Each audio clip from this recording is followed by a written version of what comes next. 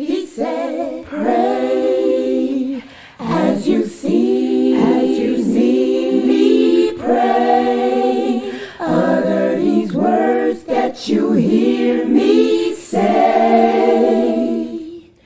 Based on the Sunnah, worship Him, just follow them. Assalamu alaikum. New class coming to you every Monday and Wednesdays, taught by Ustad Layla Nashiba, the fiqh of prayer.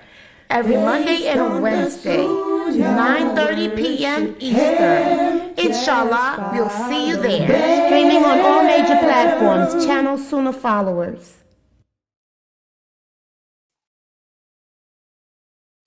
The Pillars of Wudu.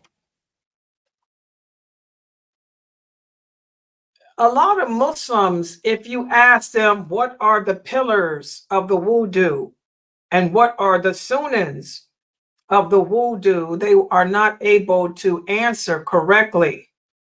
And this is something that we should know, because without the pillars of something, that means the action is not accepted. Just like we went over the prayer, there are pillars of the prayer and there are sunnahs of the prayer. If you do not perform the pillars of the prayer, then your prayer was not accepted.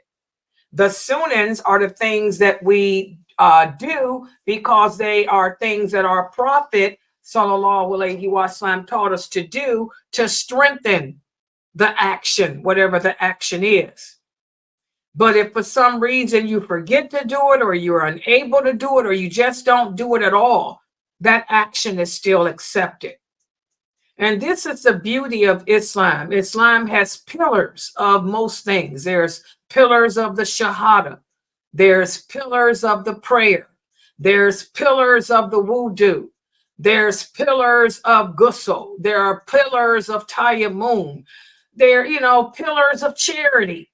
There's the pillars of fasting. So there's pillars in most things that we do.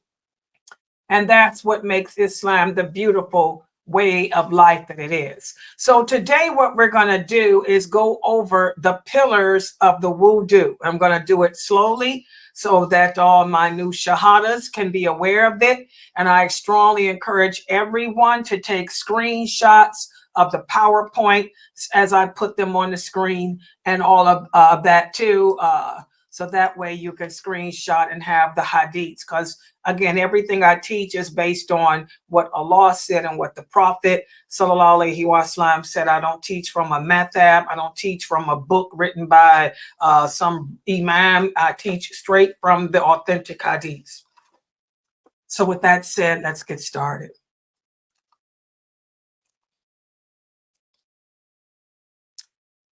And tonight, again, we're going to be covering the pillars of the wudu. And also, before we begin,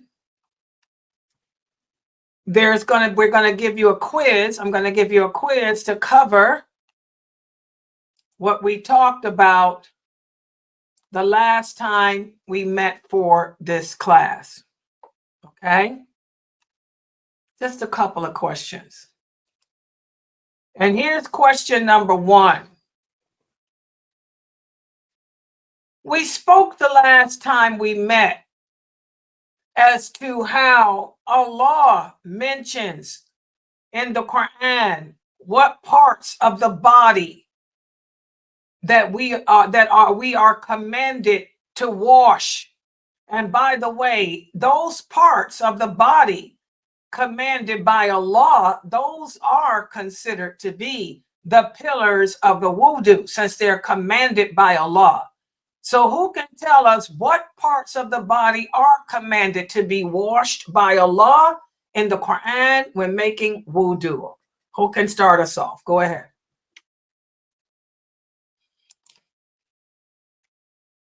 Wash your face, hands, arms, head, and feet. Okay, what do you guys think? Was that Brother Tarek? MashaAllah. Exactly. Good job, brother Tarek. Good job, brother. Oh, look at this, Eric. Good job, Eric. You got. I mean, I'm sorry, Edward. Edward. I'm sorry, Edward. Eric, Edward. You got it right this time. Yes, exactly. He said he wasn't going to forget that. Okay. Nadia said the hands, mouth, face, nose, and feet. I'm sorry, Nadia. That's wrong. And that's the thing, guys. The parts that Allah mentioned in the Quran are the pillars. And Allah commands us to wash the hands, to wash the arms, to wash the face, to wash the head and the feet. Allah does not mention the mouth. And Allah does not mention the nose in the Quran. So that tells you what? That tells you that the nose, the rinsing of the nose and the mouth are sunans of the wudu. And we'll talk about them the next time we meet for this class. But those parts commanded by Allah are the pillars. Good job. Okay, look at the next question. The last time we met, we also spoke about the virtues, some of the virtues of wudu. There's many virtues to making wudu. Who can tell us what are some of the virtues of wudu? Anyone?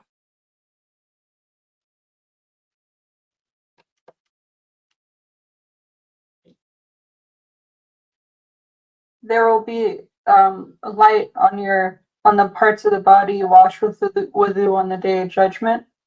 And I think the hadith goes that there will be people on the day of judgment full of light that will go to the Prophet ﷺ's fountain of water, and he will invite them over, but they will be pulled to hell, and the Prophet Muhammad ﷺ will be concerned for them, but the angels will say, you don't know what they did after you were gone. Exactly. MashaAllah. Exactly. One of the virtues is this is how our Prophet Muhammad sallallahu alaihi wasallam will be able to identify his people, his followers. He'll be able to recognize of all the people that come forward on the day of judgment. He'll be able to know which of the people are of his nation. Because unlike Moses, unlike Jesus, unlike Abraham, unlike Isaac, Ishmael, and the other prophets, Solomon and David, his people, we Muslims will be the only ones that he can recognize, and he'll know who we are because of the fact that we made wudu, and the places that we made wudu over will be a light for us. And that's how he's going to be shocked at some of us when we come forward to stand behind him and to drink from his pond. A lot of us are going to be pulled away. And the prophet's going to say, no, these are my people, because he see the light that we used to make wudu. But, unfortunately, we didn't follow the sunnah. We changed the religion. Those of us of the later generations, look how we are. We have all that protesting against the qadr of Allah, all that boycotting against the qadr of Allah. So, voting in elections, participating and voting for non-Muslims to be presidents over you, leaders over you. This is all changing the religion of Allah. So Allah is going to be grabbing us, pulling us to the hellfire, having the angels grab us and pull us to the hellfire. He's going to say, but those are my people. And Allah is going to say, yeah, these are the people you never met, and you don't know what they did. They made a mockery of your sunnah, a mockery of this deen, and they got to do some time in hell. That's a powerful hadith to think about. But the good of that hadith is, but because of the wudu, that's how our prophet will recognize that we belong with him and not with any of the other prophets. Good job. Okay. Oh, wait a minute. Any other virtues before I go to any other virtues of the wudu? Any other virtues of the wudu? When you commit minor sin, the sin that you didn't know it was you sin that you didn't know that you're not supposed to do it. When you make wudu, it will wash away. I mean, what did I say? No. Let me start over. whatever you make wudu, when you make a sin, a minor sin, like example, you look at something you're not supposed to look. When you wash your face, it will wipe away those sins that you made with your eyes or whatever body part that you made, like your foot or your hands. Good job. Excellent. Excellent, guys. That's another beauty of the wudu. Like I was explaining to Brother Edward. Remember the other day? Brother Edward said that he is so afraid to commit a sin. That's a good sign. It's a sign that his iman has grown. But now what Brother Edward has to do is learn how to balance it, because you don't want to be extreme. None of us are perfect. We all make mistakes. And just think about it. Any mistakes that we make, any actions of disobedience that we do because we did not know that it was wrong, don't worry about it. You're forgiven for them every time you make wudu, from wudu to wudu, from prayer to prayer, from one Friday to the next, from one Ramadan to the next. You're forgiven for those sins that you committed unknowingly. So this is why I'm telling the new shahadas, a lot of you, your iman has grown. You have to find the balance now. Strike the balance in your faith. Do not be fanatical. I make mistakes. Ain't none of us perfect. I do sins mistakenly, and sometimes we do sins knowingly. But Allah forgives all, long as we turn back to him and repent out of sincerity for the sins we do deliberately. And for the unintentional sins, don't worry about it. You're forgiven when you make wudu. Any other virtues of making wudu? Good jobs, AY. That's one of my favorite hadiths. I got a problem with my tongue. Oh, yeah. Okay, let's look at that question, Sister Amy. Amy says that one of the things that she's working on is profanity. Well, you know, Amy, how long you been Muslim? A couple of months? It's going to take time. I was born and raised Muslim, and I still have a problem with my tongue. You know, we work on it. But like I said, you know, every time you make wudu, every time you rinse your mouth, you know, you're forgiven for the mistakes. You know, oh, I didn't mean to say that. Astaghfirullah. Excuse me, Allah. Forgive me, Allah. Okay, don't worry about it. When you make wudu, Allah will forgive. You already said, oh, Allah, forgive me for it. And then when you make wudu, that washes that profanity out too. Okay, so don't worry about it. I don't want none of you new shahadas to take it to the extreme. Exactly. Okay, go ahead in the Zoom room. What's another virtue?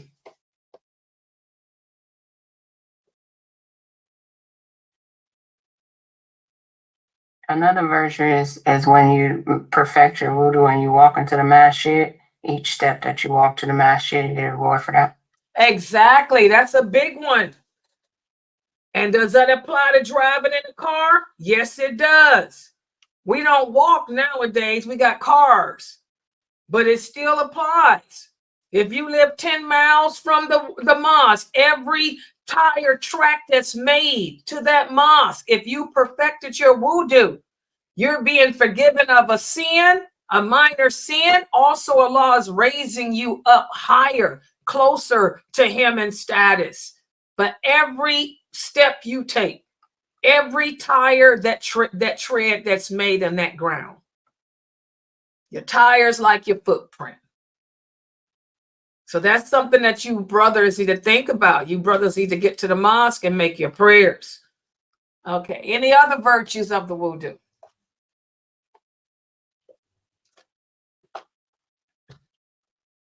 MashaAllah.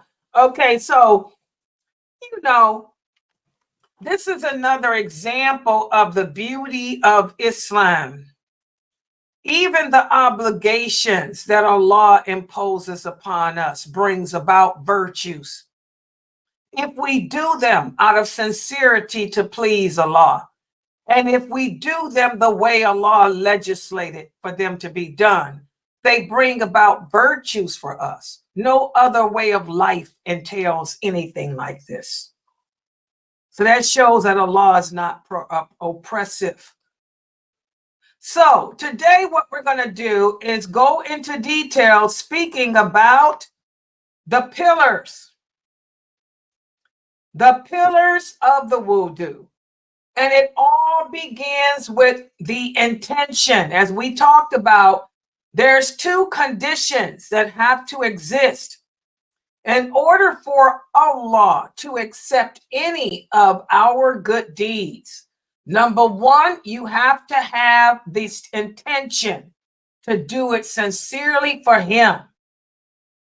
Why do I make sure that I look nice when I get on camera?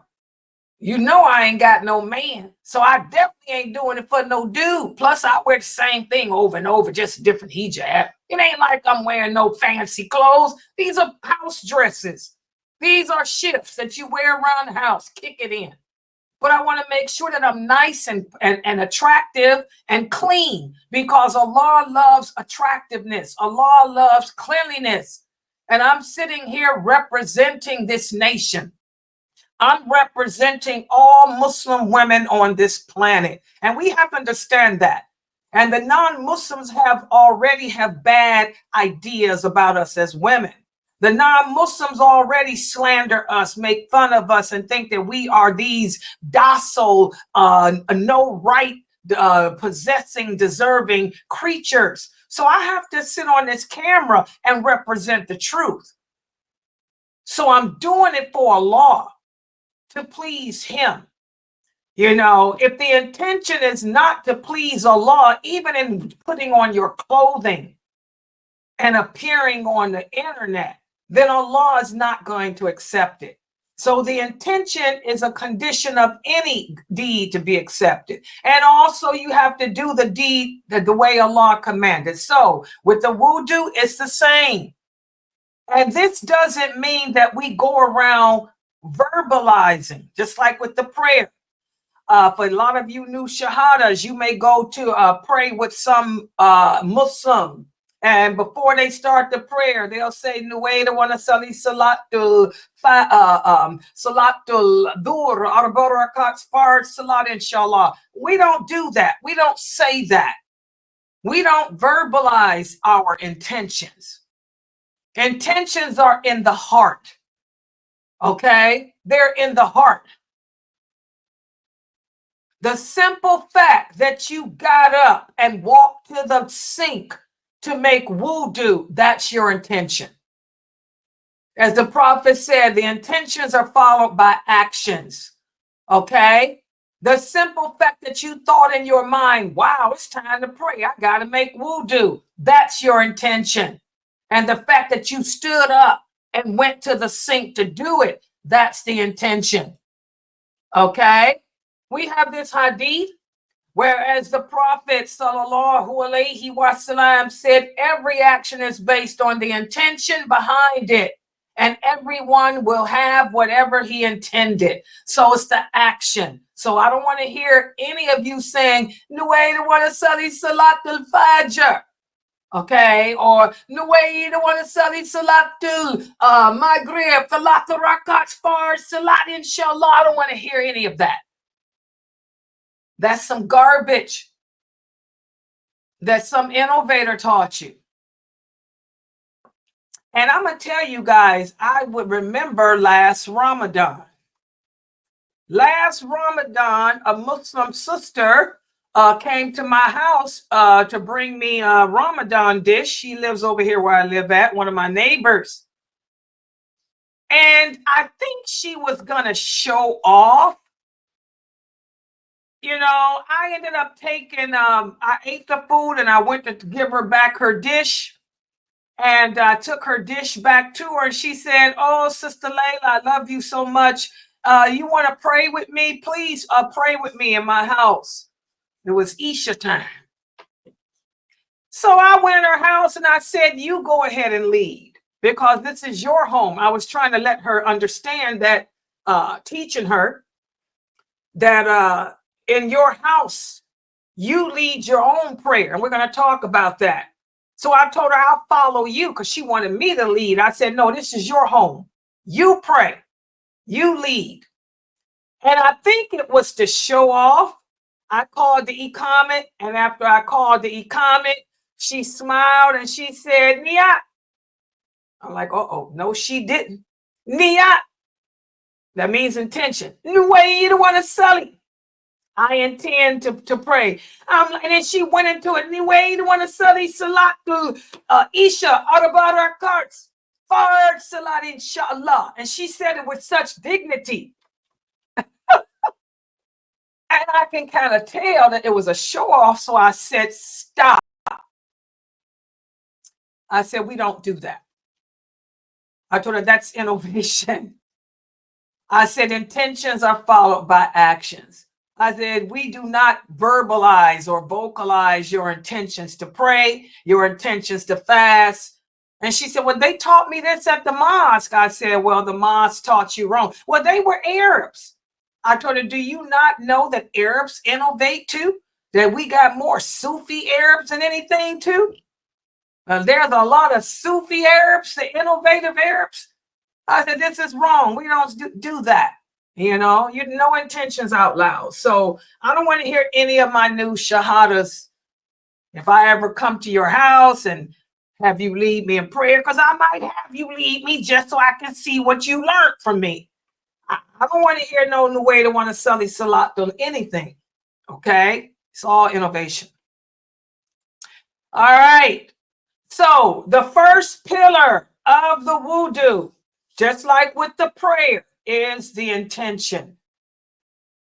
Then the second pillar. Now we talked about how, well, not the second, but then another pillar of the wudu is the face, the washing of the face. And a lot of Muslims ask me about the face. This entails pouring or running water from the top of the forehead to the bottom of the jaw, and from one ear to the other. Let me try to make this a little bigger for my new shahadas. In other words, I'm going to give you guys a clue, a shortcut as to what this means. Whenever we make wudu, whatever part of the body, it has to be completely immersed in water. In other words, cover the whole part of that body completely. So if I'm going to do my face, I'm going to put the water in my hands and do this. This is what I do. I rub it.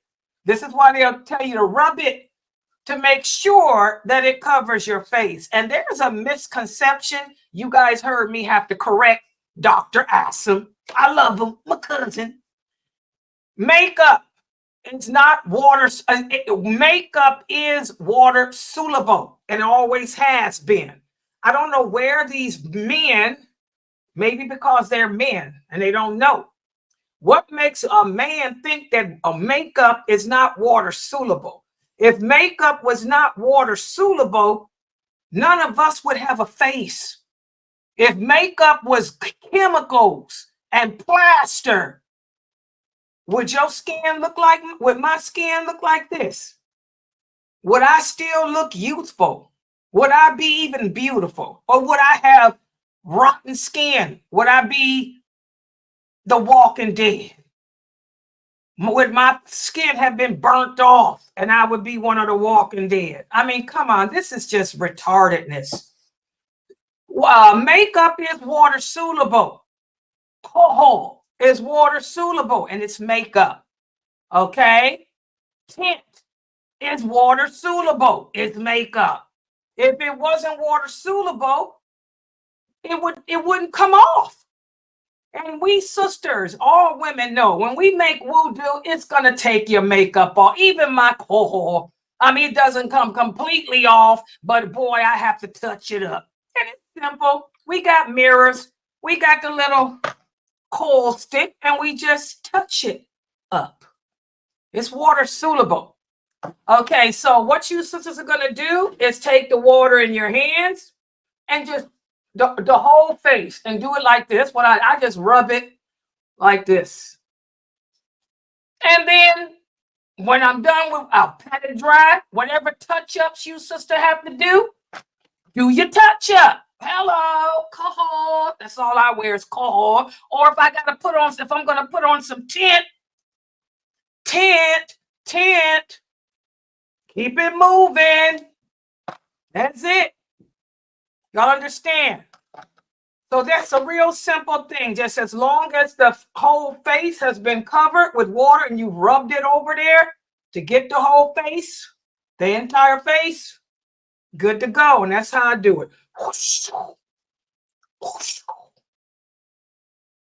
That's the face. Everybody understand that? Just making sure you cover the whole face. Just like the hands. I'm going to wash the entire hand. All right. Also, the arms to the elbows. Same thing. You're going to, the arm from the wrist to the elbow, the entire arm, rub it. What I do, you put the water in your hand like this, turn your hand up, and then take the other hand and just rub it over the entire arm like this to the elbow. Just rub the water so that way the entire arm is covered completely by the water. You sisters got that? The entire arm. The entire arm. I rub the water on the same way with the face. Whatever body part you are doing wudu over, rub it completely over it. Face. See how I'm rubbing it? Arms. Okay. And that's one of the pillars. It's the arms to the elbow. And the elbows must be washed. Why? Because the prophet did it. And he said it. So again, put the water, cup it in my hand, turn the hand up. The water's running down. Okay. And I'm taking this other hand and just rubbing it to make sure that it's the whole arm up to the elbow. You ain't got to do this shoulder and stuff. Just the elbow. And also the wiping of the head. And that means exactly what it says. We're not washing your hair. You guys were here this weekend. I had to make that correction to Dr. Assam too. And first of all, as women, you can wipe over your hijab. And we're going to talk about that the next time we meet. But at least once during the day, at least once during the day, at least once within that 24 hours, you want to wipe, not wash. We're not washing our hair. We're wiping the head with our hand. And that don't mean to put your hand on your head with a wet finger. No, no, no. Again, rubbing, wipe like that. Okay? And it does not mean that the entire head needs to be wiped either. The Prophet Muhammad sallallahu alaihi wasallam, let me show you all these hadiths and I'll show you how to do it.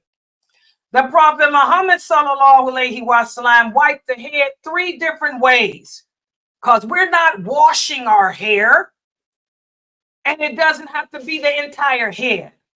Number 1, the first way, the prophet would wipe his entire head with his hands. He would start at the front and move to the back and then go back to the front. Now that's what I do. Let me demonstrate. And for us sisters, all you have to do it is once a day because you can put it. We're going to talk about the hijab on for the rest of the day and just wipe over top of the hijab. But let me show you guys. I do it that way. You wet your hands. You don't pour water. We're not doing this. You wet your hands. And then I usually start here and go back and then back front. That's it. One time. That's it. But you're not washing your hair. You're wiping your head. And the ears are part of the head. So I'll go wet my hands and shake them a little bit. I'll wet them, shake them like this, and I go whoosh, whoosh. And I'll take my thumbs and do my ears. That's it. That's how Layla does it. Whoosh, whoosh. Simple. Done deal. Still got my do. Hello. It don't take my curls out. My curls are still in there when I get my hair done. That's why I was telling Dr. Asson, what are you talking about? Get my hair done. It don't even take my curls out. All you're going to do is this and this anyway. Put it in the ear. Keep it moving one time. The rest of the time, I'm doing it over my hijab.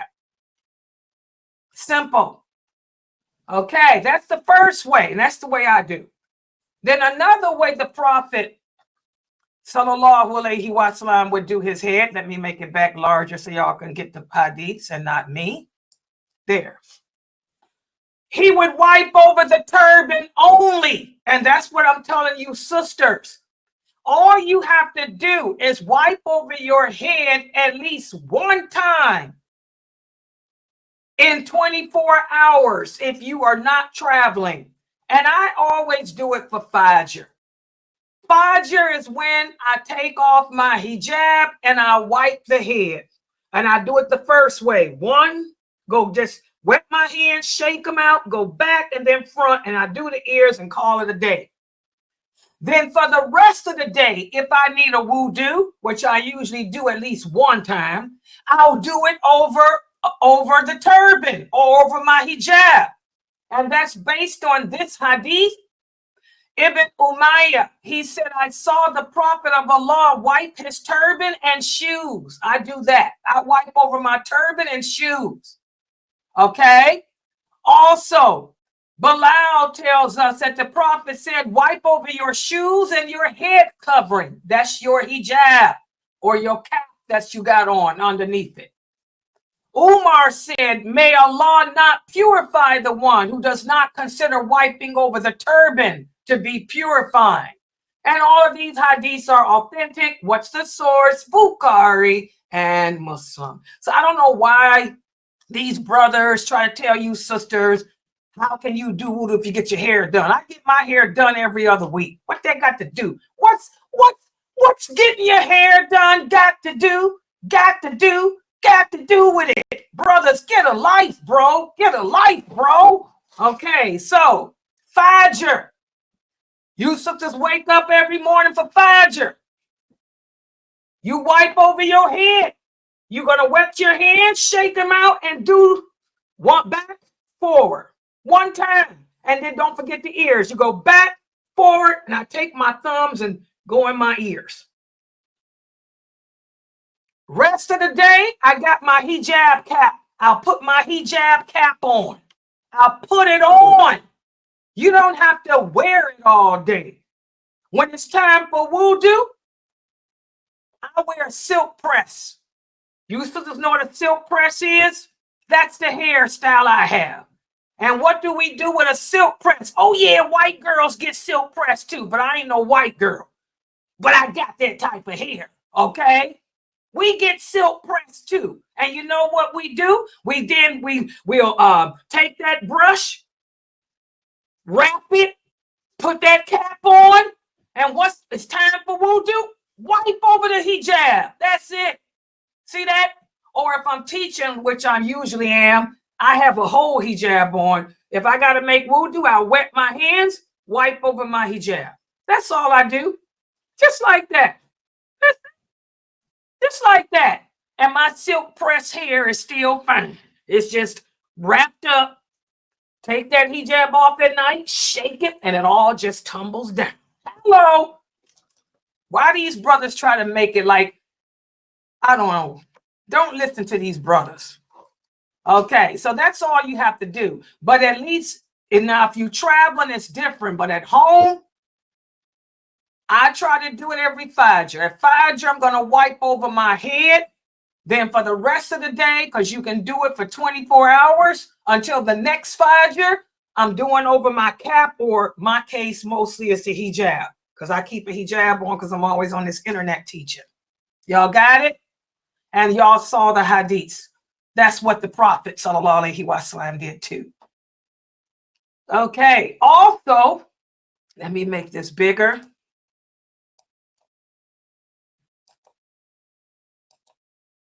Wait, oh, I got the wrong PowerPoint. I'm sorry. Wrong computer.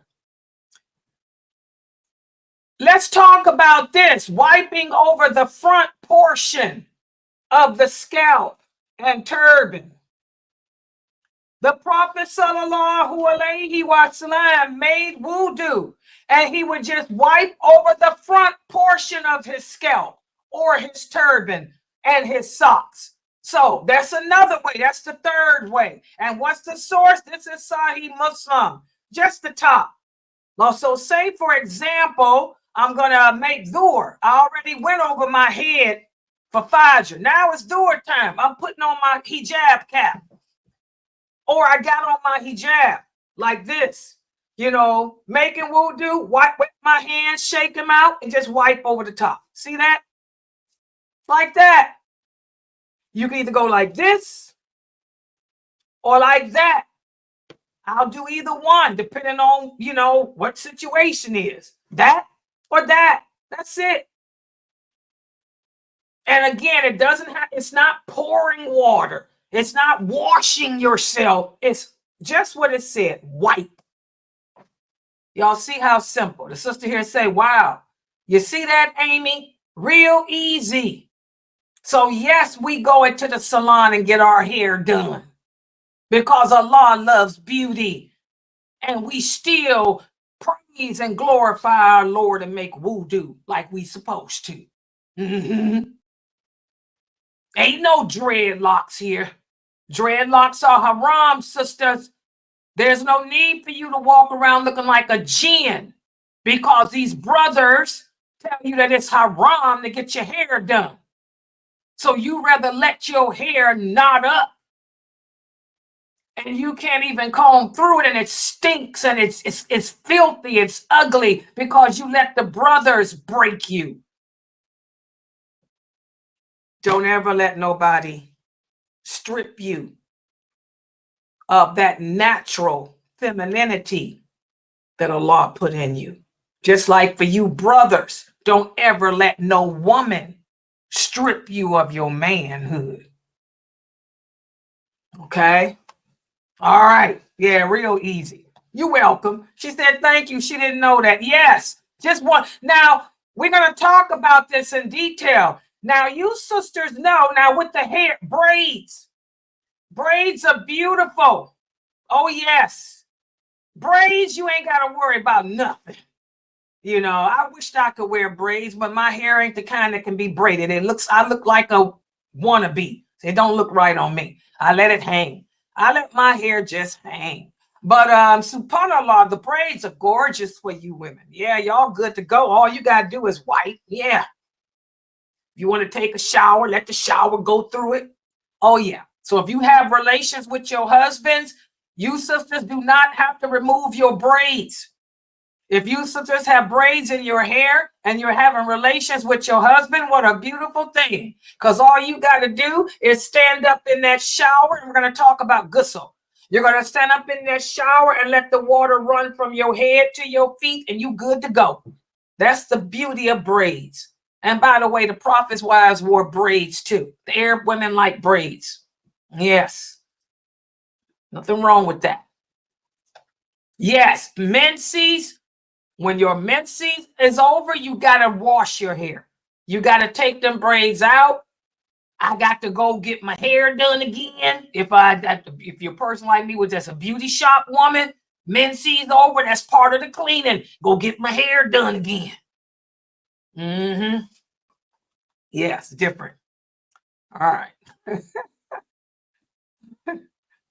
May Allah make it easy for you, Amy. All right. Yeah. Well, alhamdulillah. And please spread the word. Let the other sisters know about this website. Okay, so those are the three ways we can do the head, and these are all the authentic hadiths on all three of them. Please take screenshots. Let me make it even larger. Please take your screenshots. Yeah, I'll wait a couple seconds. All right. And then the last pillar is the feet and the heels. The Prophet sallallahu alaihi wasallam said, woe to the heels, save your heels from the hellfire. So again, any other, now the head is different. The head, because you're not washing your hair or washing your head, you're wiping. But for the other body parts is wash. We're washing the hands. We're washing the face. We're washing the arms. We're washing the feet. So for the other body parts that entail washing, you're going to rub your hand over that body part to make sure it's been completely covered with water. Well, the feet is a wash. So you're going to take your hand and wet it with water and then wash it, wipe it all over the foot. Does everybody understand that? Let me show how that would go. I'm not going to show you my feet because, by the way, women, your foot is part of your nakedness. You cannot show your feet. It's part of your nakedness. So, the top of your feet. So, let's just say this is my foot. I'm going to take this hand, wet it, scoop it up with water. Then I'm going to do this. You know, make sure that I rub it. Wash means to rub it, to make sure the water covers every part of my foot. The top, the bottom, and let's say this is the heel. So I'm going to wet my hand with water, shake it out. Then I'm going to do this. Take my hand that's got the wet water on it and rub it on the top, rub it on the bottom and the heel. Now, we're going to talk about that, Brother Edward. The toe, this is a sunan. Rubbing the water between the toes is a sunan, and we'll talk about that the next time.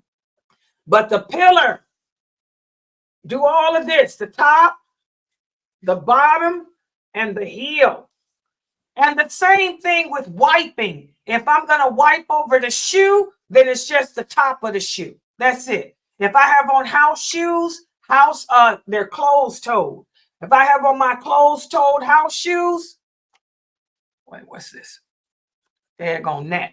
Oh, it's net season. I got a net in here. And I'm going to just wipe over the top. If it's a sock, just wipe over the top. Everybody got that? Just the top. And also, we have to follow the sequence. What does that mean? That means that, hold on, let me fix this so y'all can get the big screen. You have to wash every part of the wudu body in the order that the Prophet told us to. You start with the hands, then you're going to rinse your mouth, then you're going to rinse your nose. You got to follow the sequence. The Prophet sallallahu alaihi wasallam said, begin with what Allah began with. And there's no authentic hadith on this planet that says the Prophet made wudu out of order or out of sequence.